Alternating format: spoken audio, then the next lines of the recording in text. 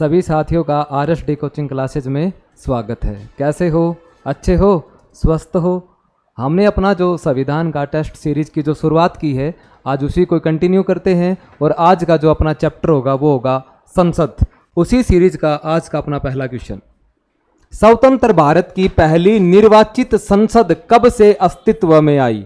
अच्छा, प्रश्न पूछा है निर्वाचित संसद। निर्वाचित का मतलब ये है जिसमें चुनाव हुआ हो, लोग चुनकर संसद में पहुंचे हो, तो निर्वाचित संसद। वरना आपको पता है भारत आजाद हुआ 1947 में और आपका संविधान लागू होता है 1950 में, तो 47 से लेकर 50 तक, और पहले आम चुनाव होते हैं 1951-52 में।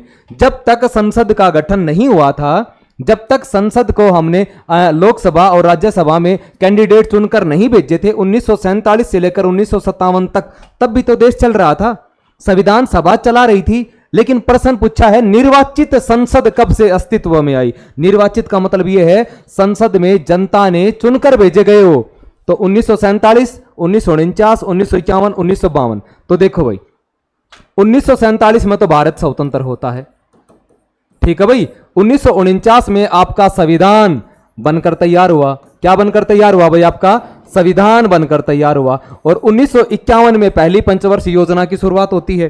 पंचवर्षीय योजनाओं की शुरुआत की गई, 5 ईयर प्लान्स, पंचवर्षीय योजनाओं की शुरुआत की गई।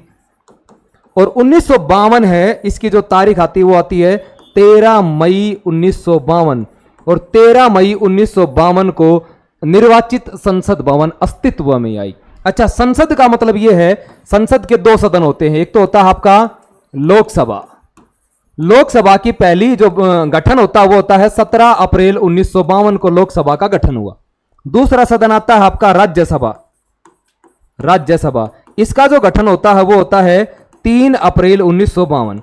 लोकसभा और राज्यसभा इन दोनों की जो बैठक होती है, बैठक, और वो बैठक कब हुई? 13 मई 1952 को। तो प्रश्न आया, बताओ संसद का गठन कब हुआ? 13 मई 1952। संसद का मतलब यह है लोकसभा और राज्यसभा दोनों सदन। तो लोकसभा राज्यसभा की पहली बैठक कब होती है? 13 मई 1952। तो संसद बताओ कब अस्तित्व में आई? 1952। संसद के दो क्रमिक सत्रों के बीच अधिकतम कितना अंतराल होता है? प्रश्न यह है कि संसद के दो अधिवेशन होते, उन दो अधिवेशनों में कम से कम कितने दिन का अंतर होना चाहिए? 1 वर्ष, 8 माह, 3 माह, 6 माह। तो भाई कितना होना चाहिए?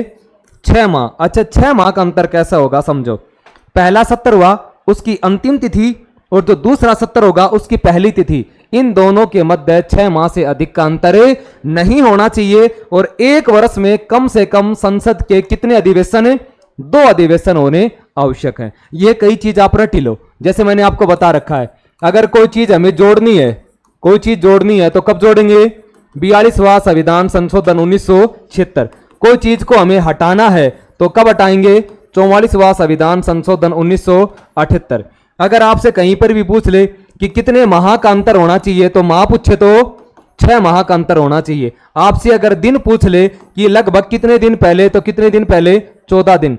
इसका मतलब यह है कि राष्ट्रपति को हटाने से पहले 14 दिन पहले सूचना, उपराष्ट्रपति को 14 दिन पहले सूचना, लोकसभा अध्यक्ष को 14 दिन पहले सूचना, तो दिन आए तो 14 दिन। एक कहीं पर भी आपको संविधान में कोरम या गणपूर्ति मिल जाए 1/10, कुल सदस्यों का 1/10। पंचायती राज में भाई 1/3 है। बाकी ये चीजें नॉर्मल हैं। कोई चीज जोड़ने की बात करेगा तो आप 42वां बता देना, कोई चीज हटानी है तो 44वां बता देना। कितने माह पूछे तो लगभग 6 माह होने चाहिए, दिन आए तो 14 दिन कर देना, और कोरम या गणपूर्ति पूछे तो 1/10। कोरम या गणपूर्ति वो होता है किसी भी सदन की कार्यवाही को शुरू करने के लिए उपस्थित न्यूनतम सदस्यों की संख्या क्या कहलाती है? कोरम या गणपूर्ति। तो बताओ कितने अधिकतम कितने दिन का अंतराल होना चाहिए भाई? 6 माह से अधिक का नहीं होना चाहिए, और 1 वर्ष में 2 अधिवेशन होना आवश्यक है। पहला लोकपाल विधेयक भारत की संसद में कब पेश किया गया? लोकपाल विधेयक कब पेश किया गया? 1967, 66, 68, 69। ठीक है भाई, ये जो सारा का सारा कार्यकाल है वो इंदिरा गांधी का कार्यकाल है। 1966 से लेकर 1977 तक कौन रहती है आपकी? इंदिरा गांधी। इंदिरा गांधी, इंदिरा गांधी की सरकार थी, चौथी लोकसभा थी। कौन सी लोकसभा थी? चौथी लोकसभा। इंदिरा गांधी ने चौथी लोकसभा में 1968 में क्या पेश किया? लोकपाल विधेयक। क्या पेश किया भाई? लोकपाल विधेयक पेश किया। लोकपाल विधेयक, भारत में पहला लोकपाल विधेयक 1968 में चौथी लोकसभा में तत्कालीन प्रधानमंत्री इंदिरा गांधी के द्वारा पेश किया गया। और भारत में पहली बार लोकपाल का गठन, अगर आपसे गठन पूछ ले तो भाई 1970 में किया गया। और गठन करने वाला राज्य कौन सा है? उड़ीसा है। अगर गठन पूछे 1970 और राज्य पूछे उड़ीसा। संसद की बात करें तो पहला लोकपाल विधेयक 1968 में पेश किया गया, चौथी लोकसभा में पेश किया गया और तत्कालीन प्रधानमंत्री इंदिरा गांधी ने पेश किया। प्रश्न है विधेयक कब पेश किया गया? तो कब पेश किया गया? 1968 में पेश किया गया। भारतीय नागरिकता प्राप्त करने की शर्तें निर्धारित करने के लिए सक्षम प्राधिकारी कौन है? इसका प्रश्न यह है कि हम नागरिकता प्राप्त करते हैं तो वो जो नागरिकता प्राप्त करने की जो शर्तें हैं वो किसके पास हैं? महान्यायवादी, राज्य की विधानसभा, राष्ट्रपति और संसद। भाई महान्यायवादी है, इसका जो उल्लेख है वो अनुच्छेद 76 में है। किस में है भाई? 76। और महान्यायवादी क्या है? भारत का क्या है? विधि अधिकारी। क्या है भारत का? विधि अधिकारी। सर्वोच्च कानूनी सलाहकार, कानूनी सलाहकार। अगर हम यूं कह दे कि भारत सरकार का क्या है? ये वकील है। ठीक है भाई। भारत का सबसे बड़ा विधिक अधिकारी महान्यायवादी, भारत का सबसे बड़ा कानूनी सलाहकार महान्यायवादी, भारत सरकार का वकील महान्यायवादी। महान्यायवादी का उल्लेख किस में है? अनुच्छेद 76 में। महान्यायवादी पद हमने किस देश से ग्रहण किया? इंग्लैंड से ग्रहण किया। ठीक है भाई। महान्यायवादी। राज्य की विधानसभाएं, आपको पता है सभी राज्यों की विधानसभाओं के चुनाव जनता के द्वारा प्रत्यक्ष रूप से किए जाते हैं, जिसमें नागरिकता का कोई लेन देन नहीं है। बचा राष्ट्रपति। राष्ट्रपति है, आपको पता है जब मैंने नागरिकता पढ़ाई तो ये चीज बताई थी कि देश के लिए कोई भी काम करेगा वो संसद करेगी, देश के लिए कोई भी कानून बनाएगी वो कौन बनाएगी? संसद। उसी संसद का अभिन्न अंग कौन है?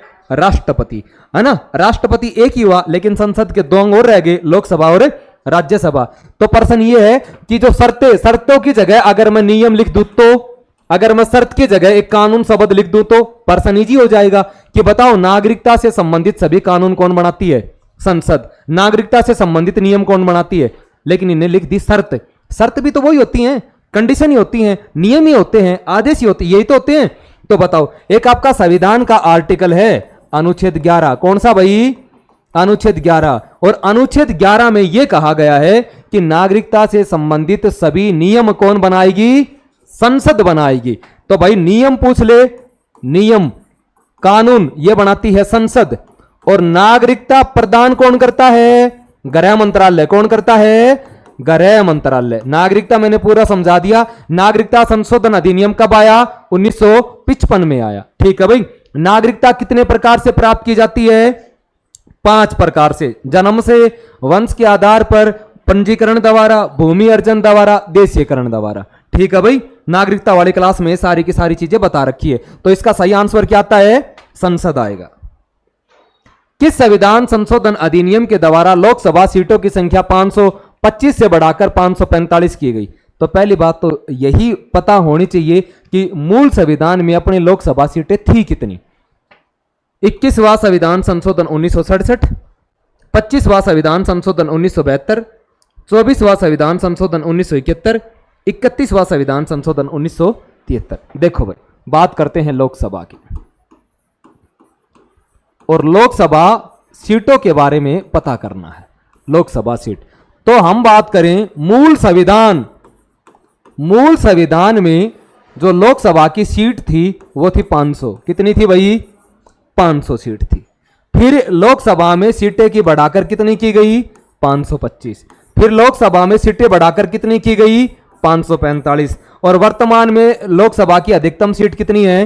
552 है। अलग अलग प्रश्न है, आप 2-3 प्रश्न पढ़ लेना कि मूल संविधान में लोकसभा सीटों की संख्या कितनी है? 500 है। वर्तमान में लोकसभा की अधिकतम संख्या सीटों की कितनी है? 552 है। प्रश्न पूछा है 525 से बढ़ाकर 45 कब की गई? तो यह की गई आपका 31वां संविधान संशोधन 1973 के तहत, और 1974 में संख्या कितनी हो गई? 545 हो गई। ठीक है भाई। वर्तमान में जो आपके 552 है उसमें यह है कि अधिकतम सीट ये है 552। ये दो प्रकार की सीट होती हैं, एक तो होता है निर्वाचित और एक होता है आपका मनोनीत।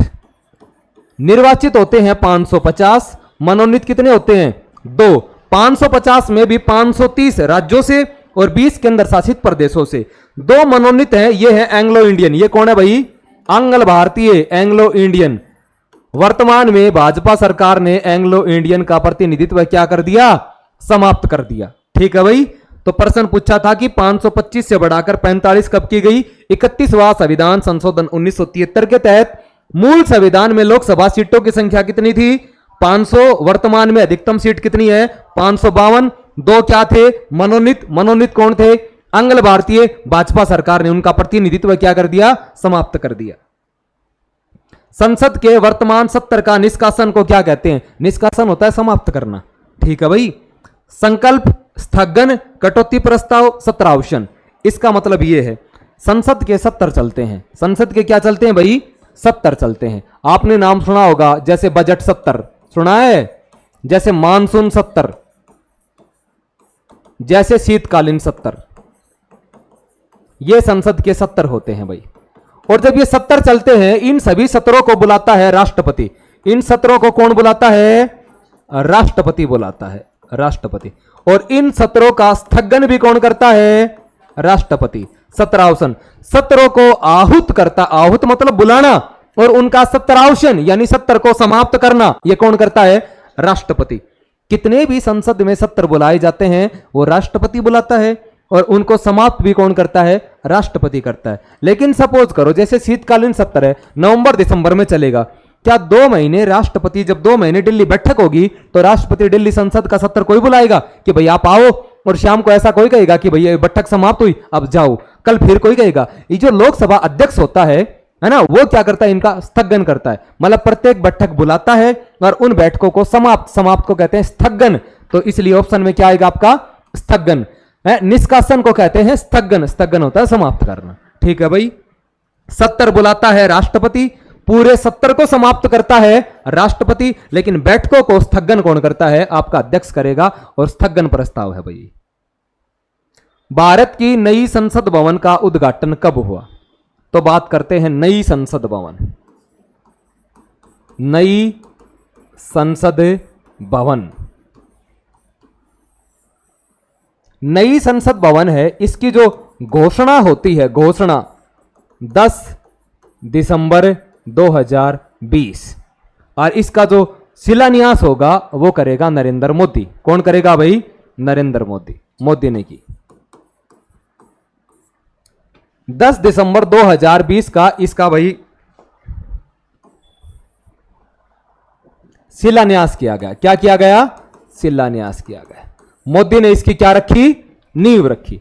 इसकी जो घोषणा की थी नए संसद भवन की घोषणा, वो की ओम बिड़ला ने। किसने की? ओम बिड़ला। ओम बिड़ला कौन है? लोकसभा के अध्यक्ष। लोकसभा अध्यक्ष जो कोटा से सांसद हैं। कहां से सांसद हैं? भाजपा के कोटा के सांसद हैं भाई। नई संसद भवन की जो घोषणा करता है ओम बिड़ला करता है। नई संसद भवन का जो शिलान्यास करता है 10 दिसंबर 2020 को मोदी करता है। अब प्रश्न आएगा, नई संसद भवन है उसको बनाएगा कौन? तो ये जो बना रहा है निर्माता, बनाने वाला, वो है टाटा प्रोजेक्ट। कौन है भाई? टाटा प्रोजेक्ट। कितने में बोली छुटी भाई? लागत यानी कीमत, खर्चा 862 करोड़ रुपए में। कितने में बोली लगी? 862 करोड़ रुपए में बोली लगी। उसके बाद देखो भाई, जो आपकी नई संसद भवन है इसका जो डिजाइन तैयार होगा, डिजाइन ये विमल पटेल ने किया है। किसने भाई? विमल पटेल ने तैयार किया है। जो नई संसद भवन है इसका जो आकार है, आकार वो आपका होगा त्रिभुजाकार। कैसा होगा भाई? त्रिभुजाकार आकार है। नई संसद भवन का जो क्षेत्रफल है, क्षेत्रफल वो है 64,500 वर्ग किलोमीटर। 64,500 वर्ग किलोमीटर। नई संसद भवन में जो मंजिल है, मंजिल वो है 4। कितनी है? 4 मंजिल है भाई। नए संसद भवन में जो द्वार हैं वो कितने हैं? 3 द्वार हैं। ठीक है। उसके बाद आपकी जो नई संसद भवन है इसमें आपके 2 सदन होते हैं। एक तो होता है लोकसभा, और लोकसभा का जो थीम है वो भाई मयूर जैसा रखा गया है। किसके जैसा रखा है? राष्ट्रीय पक्षी मयूर जैसा। और इसकी जो सीटें निर्धारित की गई हैं वो की गई है 888। आपका जो राज्यसभा है, राज्यसभा की जो थीम रखी गई है वो रखी गई है आपका कमल के जैसी। कैसी भाई? कमल के जैसी रखी गई है। और इनकी जो सीट हैं वो अधिकतम रखी गई है 384। अगर किसी दिन संयुक्त अधिवेशन होगा लोकसभा और राज्यसभा दोनों का, जो संयुक्त बैठक होगी, संयुक्त बैठक, और इनमें जो अधिकतम अवधि रखी गई है वो रखी गई है 1272। कितनी रखी गई है भाई? 1272 की रखी गई है। आपका जो नया संसद भवन है उसका जो उद्घाटन होगा, उद्घाटन भाई अब उद्घाटन भी होगा। आपका जो उद्घाटन होता है, उद्घाटन वो होगा 28 मई 2023 को। और कौन करेगा? नरेंद्र मोदी। और इसको बनने में कितने महीने लगे? 29 महीने लगे। कितने लगे भाई? 29 महीने लगे। ठीक है भाई, ये आपकी नई संसद भवन के बारे में प्रश्न है जो पूछ लेते हैं। नई संसद भवन के उपलक्ष्य में कितने रुपए का सिक्का जारी किया? 75 रुपए का सिक्का जारी किया गया। अब प्रश्न सुनो, नई संसद भवन घोषणा किसने की? ओम बिड़ला ने की। ओम बिड़ला कौन है? कोटा से सांसद है, लोकसभा अध्यक्ष हैं। नई संसद भवन का उद्घाटन शिलान्यास किसने किया? 10 दिसंबर 2020 को नरेंद्र मोदी ने किया। नई संसद भवन को कौन बना रहा है? टाटा प्रोजेक्ट। कितने में लागत आई? 862 करोड़ रुपए। डिजाइन किसने तैयार किया? विमल पटेल ने। आकार कैसा होगा? त्रिभुजाकार आकार होगा। कितने क्षेत्रफल में है? 64,500 वर्ग किलोमीटर में। कितने मंजिल है? 4। कितने द्वार रखे गए हैं? 3 रखे गए हैं। बनने में कितना समय लगा? 29 माह लगा। अच्छा, इसका उद्घाटन कब किया गया? 28 मई 2023 को। किसने किया? नरेंद्र मोदी ने किया। अच्छा, इसमें संसद है तो इसके दोनों सदन होंगे, लोकसभा और राज्यसभा। इसमें लोकसभा की जो आकृति बनाई गई है उसकी जो थीम है वो कैसी है भाई? मयूर जैसी है। और लोकसभा की इसमें कितनी सीटें बनाई गई है? 888। राज्यसभा का जो सदन है उसकी थीम कैसी है? कमल जैसी। और इसमें कितनी सीटें अधिकतम रखी गई है? 384। और जिस दिन संयुक्त बैठक होगी उस दिन कितने सीटों का प्रावधान किया गया है? 1272 सीटों का प्रावधान किया है। और नई संसद भवन के उपलक्ष्य में कितने रुपए का सिक्का जारी किया गया? 75 रुपए का सिक्का जारी किया। प्रश्न है, संसद भवन का उद्घाटन कब हुआ? तो बताओ कब हुआ? 28 मई 2023। किसने किया? मोदी ने किया। भारतीय संविधान ने देश की शासन प्रणाली के रूप में किस व्यवस्था को अपनाया है? संसदीय शासन प्रणाली, जनसंख्या, संविधान संशोधन और न्यायपालिका। मैंने पढ़ाया है, भारत ने संसदीय शासन प्रणाली अपनाई है। क्या अपनाई है भाई? संसदीय शासन प्रणाली अपनाई है। और संसदीय शासन प्रणाली कहां से अपनाई है? ब्रिटेन से। और ब्रिटेन को विश्व में क्या कहते हैं? संसद की जननी कहते हैं, संसद की जननी। और ये संसदीय शासन प्रणाली है, ये हमारी कैसी है? द्विसदनात्मक है। कैसी है? द्विसदनात्मक है। इसमें 2 सदन होते हैं, है ना? अपना राज्यसभा है और लोकसभा है। ठीक है भाई। तो 1935 के अधिनियम के तहत इन्होंने प्रावधान कर दिया था, हमने वही उठा लिया, ब्रिटेन से ग्रहण कर ली। द्विसदनात्मक है और संसदीय शासन प्रणाली है। तो इसका आंसर है संसदीय शासन प्रणाली। भारतीय संसद के कितने सदन है? लो तो भाई, ये आती है आपकी संसद। और संसद के जो सदन होते हैं, सदन, वो कितने होते हैं? 2। कौन कौन से होते हैं? लोकसभा और आपका दूसरा कौन सा है? राज्यसभा। अच्छा, संसद के अंग कितने होते हैं? अंग बोलो या भाग बोलो, कितने होते हैं? 3। कौन कौन से होते हैं? देखो, लोकसभा, राज्यसभा और एक होता है आपका राष्ट्रपति। राष्ट्रपति संसद के किसी भी सदन का सदस्य नहीं होता, वह संसद का अभिन्न अंग होता है। तो भाई संसद के सदन हैं 2, लोकसभा, राज्यसभा।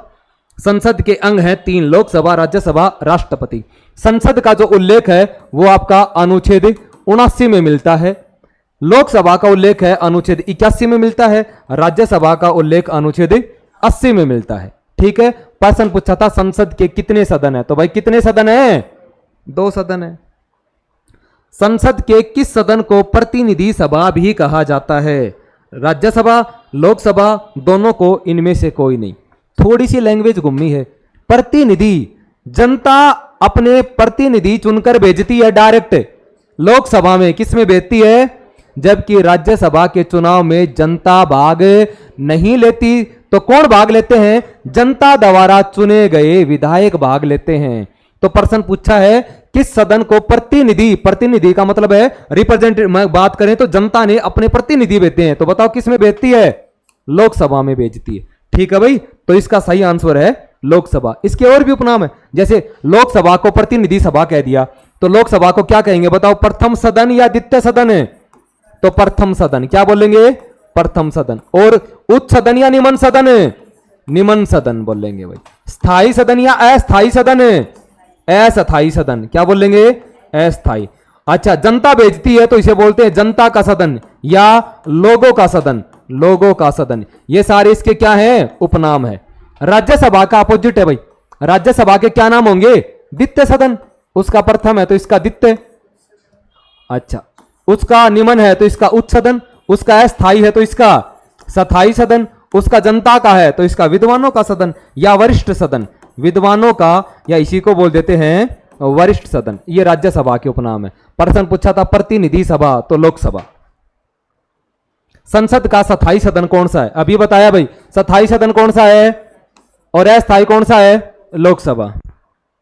इनमें से कौन भारतीय संसद का हिस्सा नहीं है? संसद का हिस्सा नहीं है। राष्ट्रपति, विधान परिषद, लोकसभा, राज्यसभा। बताओ भाई कौन सा हिस्सा नहीं है? अच्छा, संसद। और बात की है संसद के इसने हिस्सा, मतलब हिस्से की बात की है, कौन सा हिस्सा नहीं है? हिस्सा को बोलते हैं भाग और भाग को बोलते हैं अंग। सही है? तो बताओ भाई संसद के कितने होते हैं? 3। आपका लोकसभा, राज्यसभा और आपका होता है राष्ट्रपति। और सदन मैंने बता दिए, सदन कितने होते हैं? 2 सदन होते हैं, 2। और कौन कौन से भाई? लोकसभा और राज्यसभा होता है। प्रश्न पूछा था कौन सा संसद का हिस्सा नहीं है? क्या राष्ट्रपति है भाई। क्या लोकसभा है भाई। क्या राज्यसभा है भाई। कौन नहीं है? विधान परिषद। तो बताओ सही आंसर क्या होगा? और वर्तमान में भारत के 6 राज्यों में विधान परिषद है, और विधान परिषद के गठन का जो उल्लेख मिलता है 169 में मिलता है। ठीक है भाई। भारतीय संविधान के गणतांत्रिक होने का कारण क्या है? अधिकार का बिल शामिल हो, कोई वंशानुगत तत्व नहीं हो, वयस्क मताधिकार प्रदान करता है, एक निर्वाचित संसद के लिए प्रदान करता है। गणतंत्रात्मक होने का मतलब क्या है? देखो, रिपब्लिक की बात की है हमने, एक शब्द लिया है गणतंत्र या गणतंत्रात्मक। ये फ्रांस हमने कहां से लिया है? फ्रांस से। कहां से लिया है ये शब्द? फ्रांस से लिया है। और याद करो जब भारत आजाद हुआ, भाई भारत क्या होगा? आजाद हुआ भारत 1947 में, तो भारत के सामने सबसे बड़ी चुनौती थी कि हमें देश का क्या बनाना है? प्रमुख बनाना है। तो लोगों ने विचार रखे, या राजा बना लेते हैं या हम चुनाव करते हैं। किसी ने बताया अगर आप देश का राजा बनाओगे तो इन राजाओं की वजह से हमने 200 साल की गुलामी सही है, तो राजा तो नहीं बनाएंगे, तो क्या करेंगे? बोला हमारा जो प्रमुख होगा वो क्या होगा? निर्वाचित होगा। हाँ भाई, चुनाव करते हैं, चुनाव को बोलते हैं निर्वाचन, और जो जीत कर आएगा उसको बोलते हैं निर्वाचित। भाई निर्वाचित होगा। बोला निर्वाचित कौन करेगी? बोला भाई जनता करेगी। जनता किस रूप से करेगी? चाहे प्रत्यक्ष करो या अप्रत्यक्ष करो। ठीक है भाई, ये पूरी लाइन जोड़ दो। जिस देश का प्रमुख जनता के द्वारा प्रत्यक्ष या अप्रत्यक्ष रूप से क्या हो? निर्वाचित हो, वो क्या कहलाता है? गणतंत्र कहलाता है। अगर मैं अपनी भाषा में बताऊं तो जिस देश का प्रमुख वंशानुगत न हो, और वंशानुगत न होकर क्या हो? निर्वाचित हो, वो क्या कहलाता है? गणतंत्र कहलाता है। तो क्या बात बताओ, भारत का प्रमुख कौन है? राष्ट्रपति। क्या राष्ट्रपति वंशानुगत है? नहीं है। क्या है? निर्वाचित है। जनता चुनती है, भले ही अप्रत्यक्ष रूप से चुनो, तो इसमें गणतंत्र का है। तो गणतंत्र का क्या है? कोई वंशानुगत तत्व नहीं है। नई संसद भवन का डिजाइन किसने तैयार किया? मैंने समझा दिया। बताओ भाई किसने तैयार किया? विमल पटेल ने तैयार किया। ठीक है, ये पूरा का पूरा मैंने समझा दिया है, विमल पटेल। नई संसद भवन की आधारशिला किसने रखी? अमित शाह, नरेंद्र मोदी, राजनाथ सिंह, अरविंद केजरीवाल। तो मैंने बताया, बता किसने रखी? नरेंद्र मोदी ने। कब रखी? 10 दिसंबर 2020 को। ये तो रखी आधारशिला। और भाई उद्घाटन कब हुआ? 28 मई 2023। और ये भी किसने किया? मोदी ने किया, और ये रखी थी भाई नींव। ठीक है भाई, नींव भी मोदी ने रखी और उद्घाटन भी मोदी ने किया, और बनने में समय लगा 29 माह। सांसदों के वेतन का निर्णय कौन करता है? अब देखो, सांसद कौन होते हैं? सांसद होते हैं लोकसभा और राज्यसभा के जो सदस्य होते हैं, उसको बोलते हैं सांसद, मेंबर ऑफ पार्लियामेंट। इनका जो वेतन और भत्तों का जो निर्धारण है वो करती है संसद। कौन करती है? समय समय पर सांसदों के वेतन का जो निर्धारण करती है वो करती है संसद। तो इनका वेतन करती है भाई संसद। केंद्रीय मंत्री परिषद, अच्छा मंत्री परिषद में भी तो सांसद होते हैं। प्रधानमंत्री है वो भी एक सांसद है, जो मंत्री बनेंगे वो भी सांसद है। अच्छा, ये अपना वेतन खुद को ही करेंगे? इनके वेतनों का निर्धारण समय समय पर कानून बनाकर संसद तय करती है। अच्छा, राष्ट्रपति संसद का अभिन्न अंग है। जब लोकसभा, राज्यसभा, राष्ट्रपति मिलकर क्या कर देते हैं? वेतन तय करते हैं। तो प्रश्न है कि वेतन का निर्णय कौन करती है भाई? संसद करती है। संसद की कुल सदस्यों का कितना भाग वैधानिक चैम्बर की मीटिंग बुलाने के लिए आवश्यक गणपूर्ति है? शब्द आया है भाई गणपूर्ति, ऊपर वाली लैंग्वेज पे मत जाओ। यह है कि संसद का कोई भी सत्र बुला रहे हैं तो कम से कम कितने सदस्य उपस्थित होना जरूरी है? तो मैंने अभी बताया कितना, 1/10। कोरम या गणपूर्ति वह होता है कि किसी भी सदन की कार्रवाई को शुरू करने के लिए उपस्थित न्यूनतम सदस्यों की जो संख्या है वो क्या कहलाती है? कोरम या गणपूर्ति। और कितनी चाहिए? 1/10। पंचायती राज में कितनी चाहिए? 1/3। 1/3 पंचों की उपस्थिति अनिवार्य। किसी संसद की अयोग्यता के संदर्भ में निर्णय कौन करता है? संसद की जगह भाई सांसद आए गए। किसी भी सांसद है उसकी अयोग्यता मतलब इलिजिबल नहीं है, मतलब योग्यता उसमें कमी है क्या नहीं है, तो उनका जो निर्धारण है वो कौन करेगा या उसके संबंध में निर्णय कौन लेगा? अध्यक्ष या सभापति, राष्ट्रपति, उपरोक्त में से कोई नहीं। समझो भाई, सपोज करो 2 सांसद होते हैं, एक तो लोकसभा में, एक राज्यसभा में। लोकसभा में होते हैं तो लोकसभा अध्यक्ष होता है, राज्यसभा में होते हैं तो कौन होता है? सभापति होता है।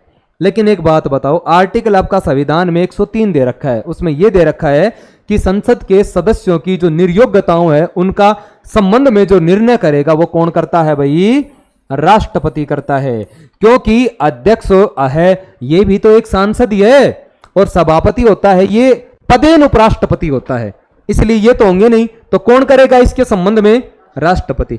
संसद के सदस्यों की जो योग्यताएं होती हैं, निर्योग्यताएं, उनके संदर्भ में सांसदों की वो कौन करता है? राष्ट्रपति। अनुच्छेद 103 के तहत विधायिका को किस प्रकार की सरकार में कार्यपालिका से अधिक प्राथमिकता मिलती है? ऑप्शन देखो भाई, संसदीय सरकार, संघीय सरकार, राष्ट्रीय सरकार, अधिकारवादी सरकार। सरकार के 3 अंग होते हैं। सरकार के कितने अंग होते हैं? 3 अंग होते हैं। देखो भाई, एक होती है कार्यपालिका, एक होती है व्यवस्थापिका, और एक होती है आपकी न्यायपालिका। सरकार के 3 अंग होते हैं, चाहे केंद्र सरकार हो चाहे राज्य सरकार हो। जो कानून बनाती है वो कौन बनाती है? कानून का निर्माण करती है, कानून निर्माण करती है, कानून बनाती है। कानून को लागू कौन करती है? कार्यपालिका कानून लागू करती है। और भाई इन कानूनों की जांच कौन करता है?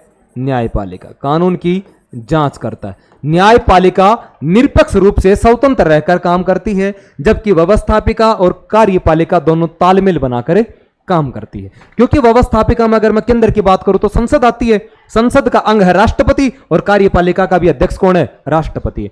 तो ये दोनों तालमेल बनाकर काम करते हैं और ये स्वतंत्र तथा निष्पक्ष रहकर काम करता है। ठीक है भाई, प्रश्न देखो अब, विधायिका को क्या बोलते हैं? व्यवस्थापिका ही बोलते हैं। किस प्रकार की सरकार में कार्यपालिका से अधिक प्राथमिकता मिलती है? तो भाई ये जो हमने पूरी की पूरी जो सरकार है, ये कैसी सरकार है? संसदीय सरकार। कैसी सरकार है? ये संसदीय तो पूरी की पूरी संसदीय सरकार है। और इस सरकार में कार्यपालिका से ज्यादा इंपॉर्टेंट कौन है? क्योंकि कानून बनाती कौन है? व्यवस्थापिका, और कार्यपालिका का अध्यक्ष कौन है? राष्ट्रपति, और वो राष्ट्रपति इसका क्या है? अंग है। इसलिए कौन अधिक शक्तिशाली है भाई? विधायिका। ठीक है भाई। संघीय क्षेत्रों का प्रतिनिधित्व प्राप्त है। संघीय क्षेत्रों का, संघ क्षेत्र जानते हो भाई? केंद्र शासित प्रदेश। अच्छा, लोकसभा में, राज्यसभा में, दोनों में कोई नहीं।